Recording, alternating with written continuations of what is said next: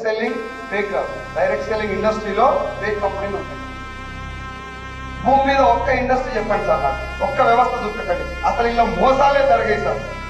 ఒక్కటి చూపెట్టండి. నేను ఇప్పుడే ఆన్ ది స్పాట్ మైకి ఎత్తేసి బిజినెస్ బంద్ చేసి వెళ్ళిపోతాను. ఆన్ ది స్పాట్ ఈ వ్యవస్థలో మోసాలే జరిగాయి అనేది ఒక్కటి చెప్పరు నాకు. నేను ఇప్పుడే ఇక్కడ వదిలేసి వెళ్ళిపోతాను. రియల్ ఎస్టేట్ మంచిదా చెడ్డదా? మోసాలు జరగాలి వాళ్ళ జరగాలి వాళ్ళ వైద్య వ్యవస్థ డాక్టర్లు ఇంజక్షన్లు ఇచ్చి ఆపరేషన్ చేసేది పరమ పవిత్రమైన వృత్తి డాక్టర్ వృత్తి. ఎస్ఆర్నో అల్ల కూడా ఆపరేషన్లు చేసి శవాలకు ట్రీట్మెంట్ చేసి డాక్టర్లు ఉండాలి. పోలీసులు లేకపోతే సమాజం లేదు. 4 రోజులు లీవ్ పెడితే హైదరాబాద్ అతలకతలం అయిపోతుంది. అలాంటి పవర్ఫుల్ వ్యవస్థ అయినటువంటి పోలీస్ వ్యవస్థలు కూడా బండాక వదరుకోవాల్సి చేస్తున్నారు లేదా? ఎస్ఆర్నో మరి ఇట్లాంటి వాళ్ళు ఉన్నప్పుడు దేశం కోసం ప్రాణం ఇచ్చిన పోలీసు వాళ్ళ సేవలు ఏం చేస్తావు? అది కూడా తీసేస్తారా సార్? వాళ్ళు చేసినటువంటి సేవకు మనం రెస్పెక్ట్ చేస్తాం. ఈ కోన్ కిస్కా కొట్టగాలు ఎవరైనా ఎస్ఆర్నో పవిత్రమైనటువంటి గుళ్ళో గుడి పూజారి పంతులు ఉంటారు కదా, పూజ చేసుకుంటూ దేవునికే జీవితం అంకితం చేసి భక్తులు ఇచ్చిపోయినటువంటి కానుకలతోటి పిల్లలు చదివించుకుంటా ప్రసాదం తిని బతికి గుడికే అంకితమైపోయిన పూజారులు ఉన్నారు. ఉన్నారా లేరా? అదే గుళ్ళల్లా ఉండి ఎత్తుకపోయిన వాళ్ళు కూడా. మా ఊరు గుళ్ళే మా ఊరు పంతులే తగ్గుతారని చేసి మీకు ఎవరు తెలుస్తలేదు. అర్థమైందా?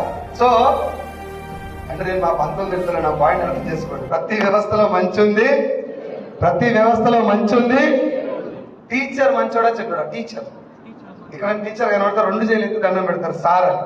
పిల్లలు కాదు, పిల్లల తాతలు కూడా దండం పెడతారు. చిన్నోడైనా నా వయసులో టీచర్ ఉంటే నాకంటే 30 ఏళ్ళు పెద్ద ముసలాయన వచ్చి కూడా బిడ్డ నమస్తే అని అంటారు, లేకపోతే సార్ నమస్తే అంటారు. సార్ నో అంత పవిత్రమైన వృత్తి చేసేటటువంటి టీచర్ కూడా ఆడపిల్లలు ఏడిపించిన వాళ్ళు రాలేరు.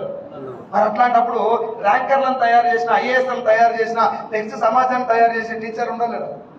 వాళ్ళని చూడాలి మనం, వాళ్ళు చేసే సేవను చూడాలి. మనం ఏమంటారు టీచర్ వృత్తికి ఇవ్వాల్సినటువంటి రెస్పెక్ట్ వాళ్ళకి ఇవ్వాలి. ఎస్ఆర్నో ఒక 2 టీచర్లు ఏదో చేశారని చెప్పి విద్యా వ్యవస్థను మొత్తానికంటే తొలగండి. అన్ని వ్యవస్థలలో మంచిని మాత్రమే తీసుకునే జనాలు ఒక డైరెక్ట్ సెల్లింగ్ వచ్చేసరికి 2-3 కంపెనీలు, 10-20 కంపెనీలు, 30-40 కంపెనీలు మందిని ముంచితే కథ అయిపోయి. ఇది మొత్తం ఫేక్. ఇగో ఇన్ని చూసినా చెప్తారు జనాలు. ఇన్ని నేను చెయ్యి పెట్టి ఏమేమి చూసినావు చెప్పాలని తెలియదు కానీ వచ్చిపోయినాయి అట్లా.